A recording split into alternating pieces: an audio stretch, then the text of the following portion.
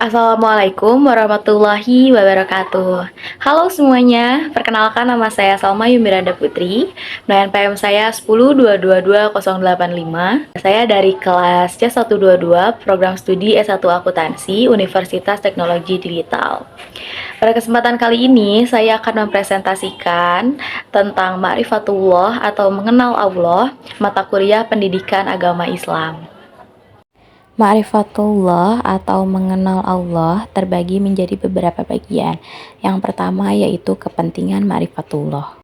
Definisi yang lain bahwa ma'rifatullah atau mengenal Allah bukanlah mengenali zat Allah, karena hal ini tidak mungkin terjangkau oleh kapasitas manusia yang terbatas. Al-Maudu atau pembahasan tentang Allah Ta'ala adalah Al-Maudu pembahasan yang sangat agung. Allah Ta'ala adalah Rabbul Alamin. Rob arti aslinya yang mempunyai atau pemilik.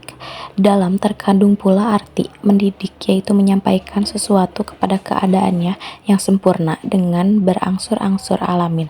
Artinya semesta alam, yakni semua jenis alam, yaitu alam tumbuh-tumbuhan, alam binatang, alam manusia, alam benda, dan alam makhluk yang bertubuh halus seperti malaikat, jin, serta alam yang lain.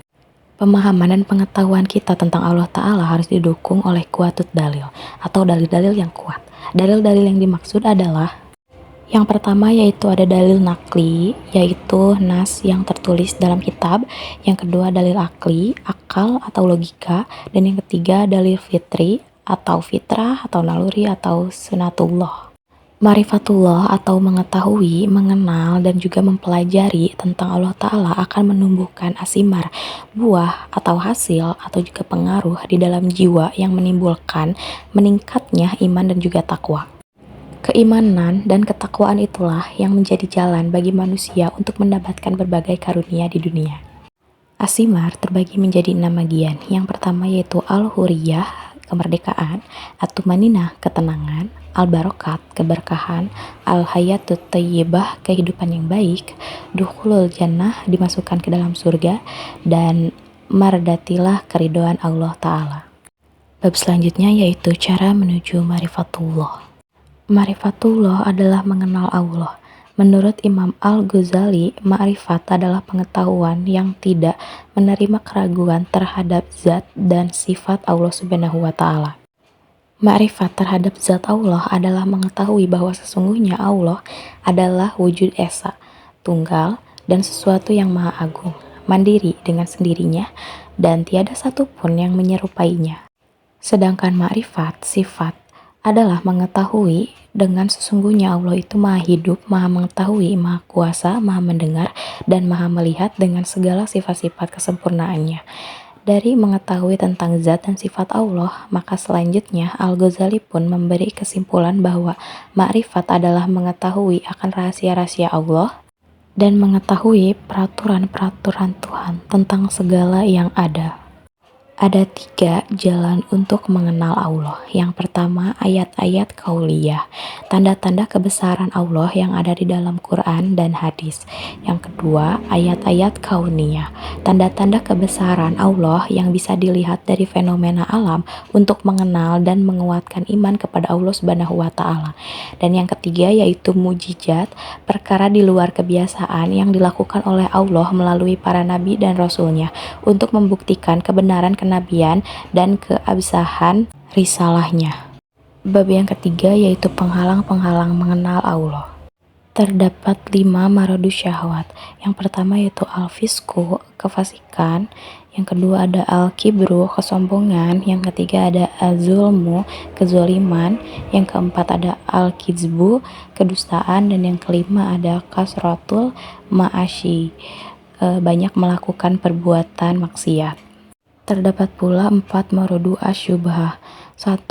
Al-jahlu, kejahilan atau kebodohan. 2. Al-irtiyab, keraguan-raguan. 3. Al-inhiraf, penyimpangan. Dan yang keempat, al-ghaflah, kelalaian.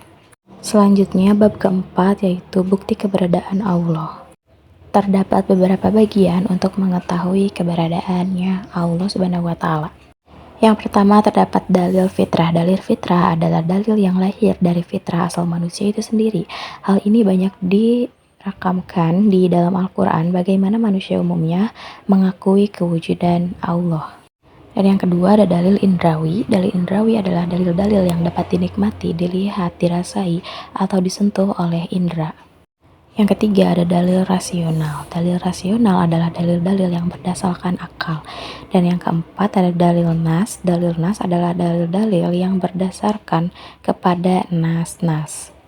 Dan juga yang terakhir ada dalil sejarah. Dalil sejarah adalah dalil-dalil kekuasaan dan keagungan Allah yang diambil dari peristiwa-peristiwa yang telah berlaku di atas muka bumi.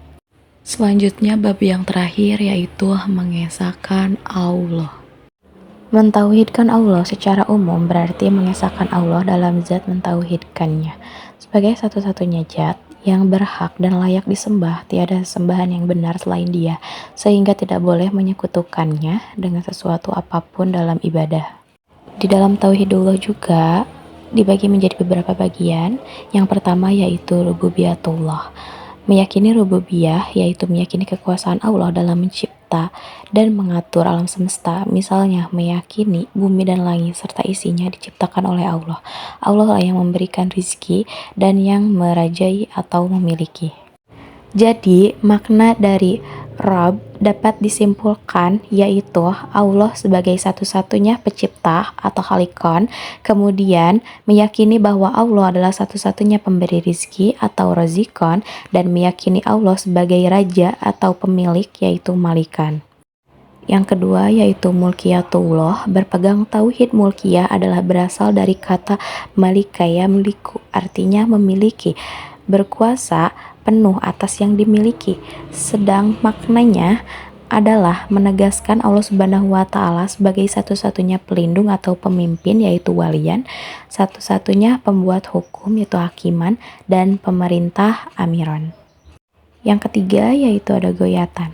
Makna tauhidullah dalam Quran surat An-Nas, Allah sebagai ilah, sembahan yang satu-satunya goyatan atau satu-satunya yang dituju, dan ilahan ma'budah, Tuhan yang disembah, bukan hanya sebagai pencipta, pemberi rezeki, dan pemelihara, serta sebagai pemimpin, pemerintah, dan pemberi hukum, maka manusia yang berpikir tentang keesaan Allah.